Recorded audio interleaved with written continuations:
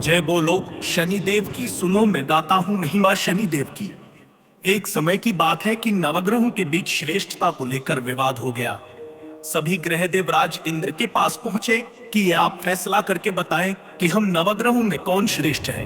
देवराज इंद्र ने इस समस्या का समाधान करने के लिए सभी ग्रहों को राजा विक्रमादित्य के पास भेज दिया, ये कहकर कि पृथ्वी पर इस समय बहुत ही न्यायप्रिय राजा विक्रमादित्य उज्जैन में राज करते हैं, आप उनके पास ही ये प्रश्न लेकर जाइए। सभी ग्रह राजा विक्रमादित्य के पास पहुंचे कि ये बताए कि हम सभी ग्रहों में कौन श्रेष्ठ है।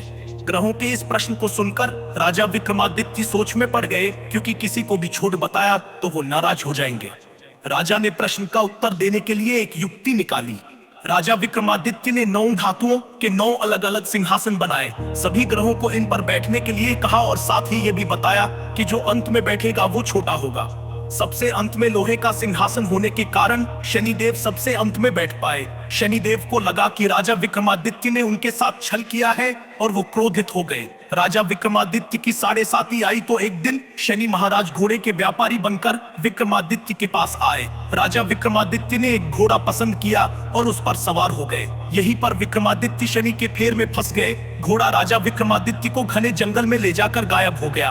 राजा विक्रमादित्य भटकते हुए एक नगर में पहुंचे। वहां एक सेठ की दुकान पर राजा ने जल पिया और विश्राम करने लगे।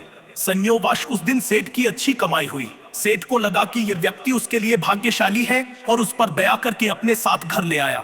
जब सेठानी भोजन लगा रही थी तब अचानक राजा ने देखा कि सामने की दीवार पर खूंटी में हार लटक रहा है, जिसे दीवार निगलता जा रहा है। सेठ को लगा कि खूंटी पर लटकता हार से अपरिचित ने चुराया है, तो उससे हार के बारे में पूछने लगा। राजा विक्रमादित्य ने अपनी असली परिचय छुपा लिया था और खुद को वीका नाम का उज्जैन निवासी बताया था। इसलिए सेठ को जब वीका ने बताया कि हार दीवार निगल गया है तो उसे यकीन नहीं हुआ और उसने राजा से हार चोरी की शिकायत कर दी। राजा ने विक्रमादित्य से हार के बारे में जानना चाहा तो उसने बताया कि उसके देखते ही देखते खूंटी ने हार को निगल लिया था। इस बात पर राजा क्रोधित हो गए और उन्होंने चोरी करने के अपराध में विक्रमादित्य के हाथ पैर काटने का आदेश दे दिया। राजा विक्रमादित्य के हाथ पैर काटकर उनको नगर की सड़क पर छोड़ दिया गया। कुछ दिन बाद एक तेली उसे उठाकर अपने घर ले गया और उसे अपने कोल्हू पर बैठा दिया। राजा आवाज देकर बैलों को हाँकता रहता। इस तरह तेली का बेल चलता रहा और राजा को भोजन मिलता रहा। शनि के प्रकोप की 7.5 पूरी होने पर वर्षा ऋतु प्रारंभ हुई। शनिदेव की आरती क्रीट मुक्त। राजा विक्रमादित्य एक रात मेघ मल्हार गा रहे था कि तभी नगर के राजा की लड़की राजकुमारी मोहिनी रथ पर सवार उस तेली के घर के पास से गुजर रही थी। उसने मेघ मल्हार राग सुना तो वो मोहित हो गई। राजकुमारी ने दासी को भेजकर गाने वाले को बुला लाने के लिए कहा। दासी ने लौटकर राजकुमारी को अपन राजा के बारे में सब कुछ विस्तार से बता दिया। राजकुमारी अपाहिज राजा से इस तरह प्रभावित हुई कि उसने मन ही मन ये निश्चय कर लिया कि वो अपाहिज राजा से ही विवाह करेगी। राजकुमारी ने अपने माता पिता से जब ये बात बताई तो वे सभी ये बात जानकर हैरान रह गए। रानी ने मोहिनी को समझाया, बेटी तुम्हारे भाग्य में तो किसी राजा की रानी होना लिखा है, ऐसे में तुम उस अपाहिज से विवाह करके अपने पांव पर कुल्हाड़ी क्यों मार रही है। राजकुमारी तो मन में ठान चुकी थी, अपनी जिद नहीं छोड़ी। अपनी जिद पूरी कराने के लिए उसने भोजन करना छोड़ दिया और प्राण त्याग देने का निश्चय कर लिया।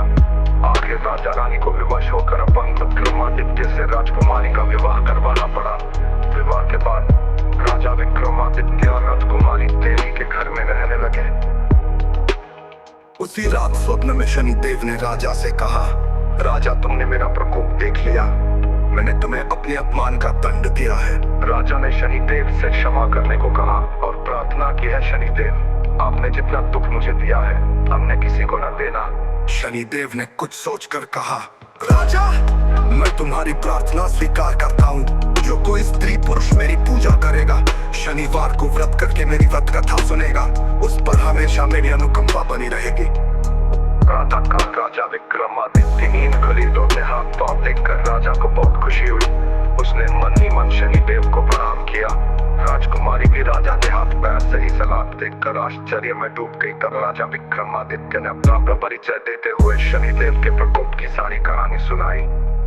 सेठ को जब इस बात का पता चला तो दौड़ता हुआ तेली के घर पहुंचा और राजा के चरणों में गिरकर क्षमा मांगने लगा। राजा ने उसे क्षमा कर दिया क्योंकि ये सब तो शनिदेव के प्रकोप के कारण हुआ था। सेठ राजा को अपने घर ले गया और उसे भोजन कराया। भोजन करते समय वहां एक आश्चर्यजनक घटना घटी। सबके देखते देखते उस खूंटी ने हार उगल दिया। सेठ जी ने अपनी बेटी का विवाह भी राजा के साथ कर दिया और बहुत से स्वर्ण आभूषण धन आदि देकर राजा को विदा किया। शनिदेव के ये नौवहन के बारे में जानिए।